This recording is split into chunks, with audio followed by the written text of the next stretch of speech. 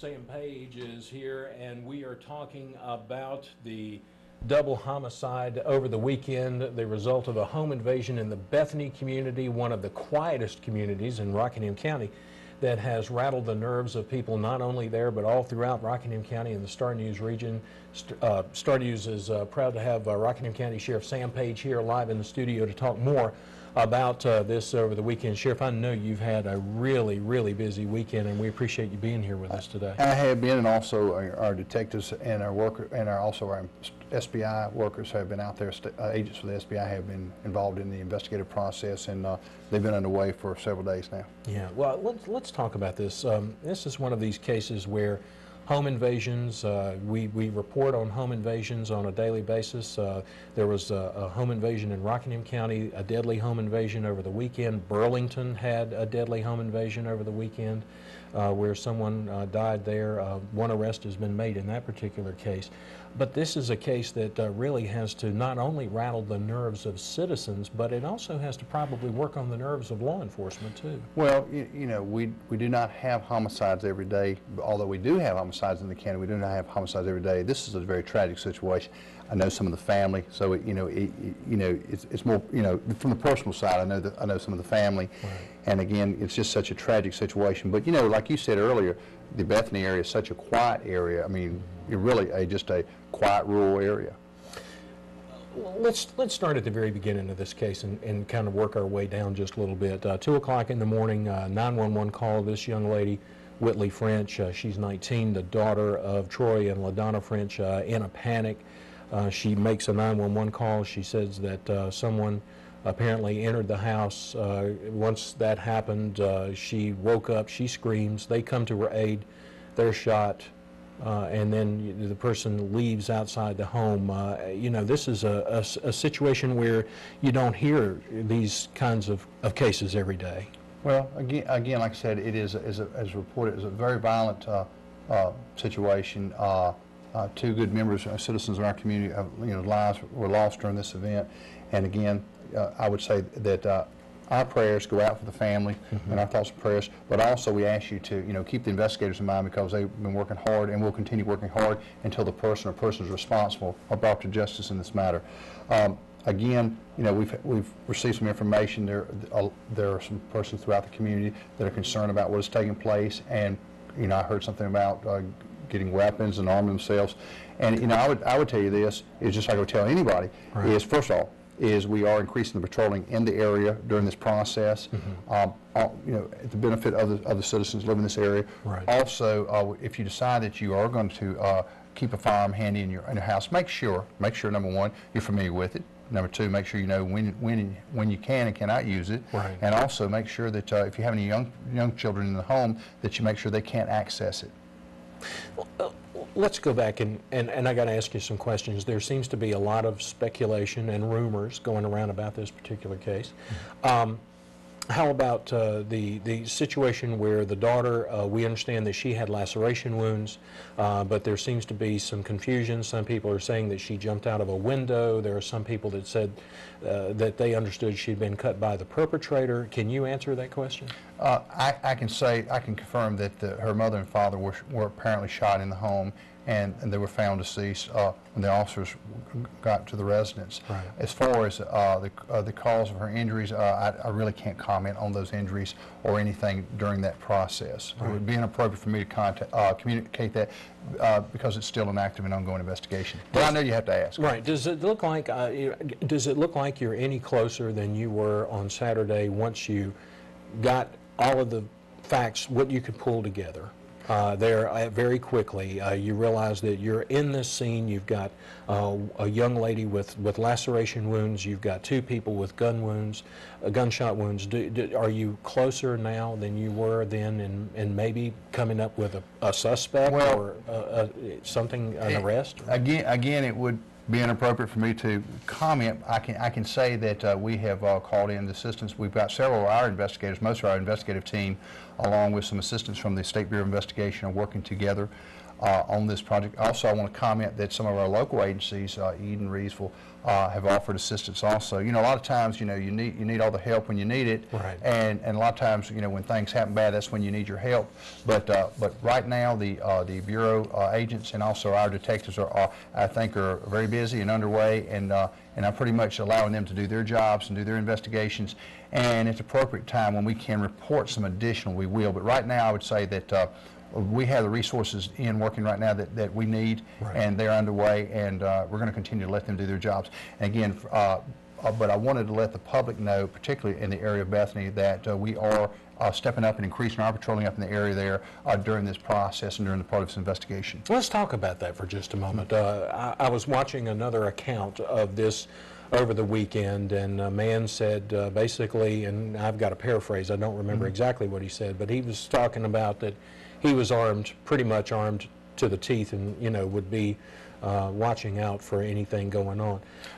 Let's talk about that for just a few moments. I know, number one, that you don't want people out there taking the law into their own hands, but when you are in your home, and let's, you know, the home invasion that happened in Rockingham County on Saturday, another home invasion, this one in Burlington.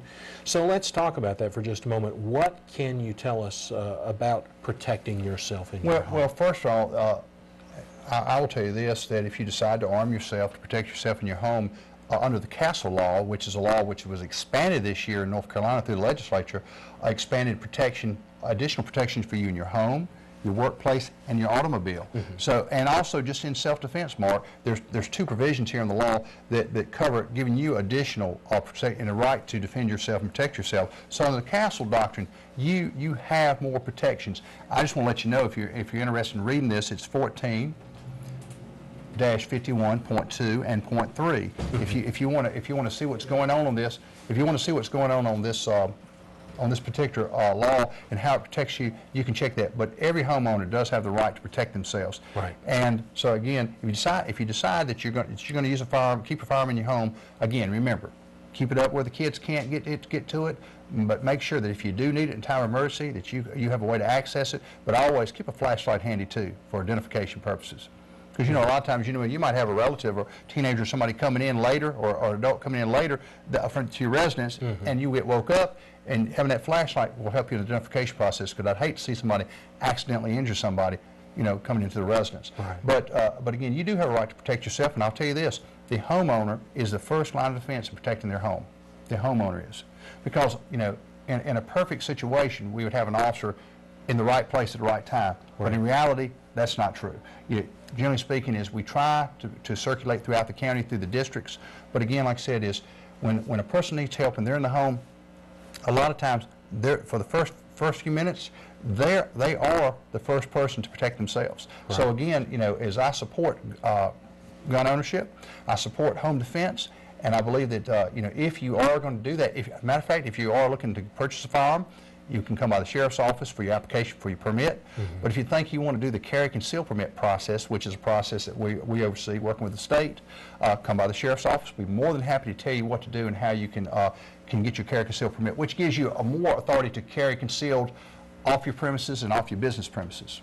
Do you think that that cases like the one here in Rockingham County, the one in Alamance County, the ones that we're seeing not only right here in the immediate area but all over the country, I think maybe, and a lot of this is brought on even more by our economic issues that we're in, do you think that that's going to cause more people to arm themselves? Well, you know, I've got some friends that live near the border of Texas and Arizona, some sheriffs down there, right. and they'll tell you pretty regularly, they tell the citizens, arm yourself. Because in those situations, they're really the first line of defense between what comes across the border, the bad things that may be coming across the border to harm them. And a lot of your ranchers down there, they do carry the firearms and stuff like this. Right. We're a little bit further away from the border, but in general self-defense, I have no problem with the carry conceal permit. Matter of fact, in this county, we have 3,500 persons licensed to carry conceal, and I wouldn't have a problem we had 5,000 or 10,000. The point is, when a person goes to this training, they're trained when to carry. I mean, you know, when they can carry it, where they can carry it, right. How to use the weapon, how to operate the weapon, and what the laws are as it applies to the use of that weapon. Because if you do use the weapon, you still will have to go through a process, and you'll still have to answer for your actions. But the thing is, if you're in a setting with the with a lawful occupant of a home, a motor vehicle, workplace, and you're protecting your family, you've got more protection now under the law than you ever had in North Carolina. So again, under 1451 2 and 3, you've got a lot of protection, and you need to read that, particularly if you're going to keep a weapon for self-defense. But it's a good law. It's a good law. Let's talk about, go back to the case just for a few minutes and talk about how hard is it for law enforcement officers to work a case like this, because you have not one person, but you have two people dead, and then you have another individual, the survivor here, who was injured in this situation too. So how tough is it in order to really pull together evidence in a case like this? Is it difficult? You know, how would you describe it? You've investigated a lot of murders over the years. I know you have. So, you know, you reach down and think about it for just a moment. Is this going to be a toughie? Well, you know, someone asked me about this case and comparing it to the Jennifer Short case, for example. Right. You know, where the parents were killed in their home, right, and the daughter was kidnapped. A little bit different. But you know, whether you work a larceny case or you work a homicide case, a lot of the basics are still there. You've still got a crime scene. You still have a crime scene. You still have potential forensic evidence that you collect. You still have witnesses, possible witnesses to interview, or people that are associated with our victims and stuff like this. So it's a lot of people you're talking to and communicating with in the community. And with social media, I'll tell you this: with social media, I've been getting some calls today. There's been a lot of chatter on on the Facebook and other things. So right, of course, I'm reading it. Other people are reading the information. And again, when we do get information, we try to sort through and look at all that information that's coming at us and stuff. But a lot of times when you have a case of this nature, of seriousness, you see a lot more information moving and stuff. So again, like I said, there's a lot of information out there, and that's why I'm saying with this information, we have ways so you can communicate this information back to the sheriff's office, because we're working the case and we need your help. Always ask for your help. Is Crime Stoppers 349-9683. You don't have to reveal your name. You can communicate with us. Facebook, I'm on Facebook. Also, you can contact me at Gmail, sheriffpage@gmail.com, or you can call on the phone. So we've got multiple ways to communicate. And you and the media help us get that message out to the citizens that we serve. And so, again, we appreciate any help, and I don't turn down any information. So if you have any information pertaining to the homicide involving the Frenches on Pinewood Road, please contact the Rockingham County Sheriff's Office, because we would appreciate the information. Let me ask you before you go, and you may not be able to say, but I think a lot of people are very concerned. There's now 2 young people left behind after this horrific double homicide. Yes.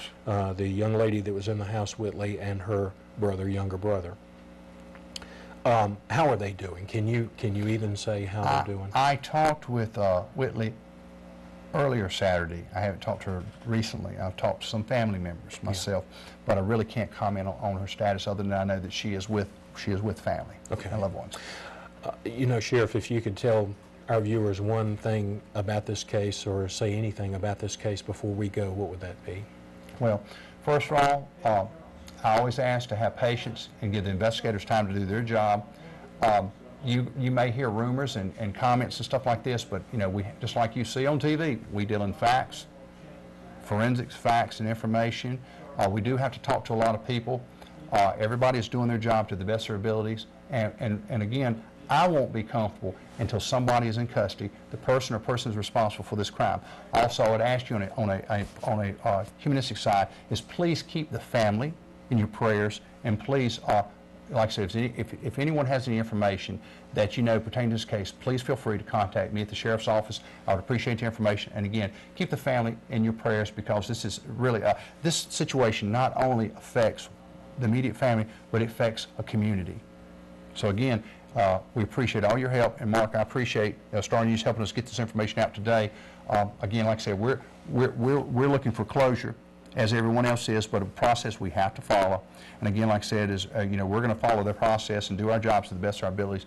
as we're supposed to. Thank you for being here to talk more, especially to talk more about people protecting themselves. I think sometimes there's a lot of confusion when it comes to that and what the law says you can and can't do, but we really appreciate you telling us about that and the update on the case. We appreciate that. I appreciate it. Rockingham County Sheriff Sam Page speaking on the double homicide that happened after the home invasion in the Bethany community of Rockingham County over the weekend. Of course, we will be bringing you all the latest developments as they become available to us.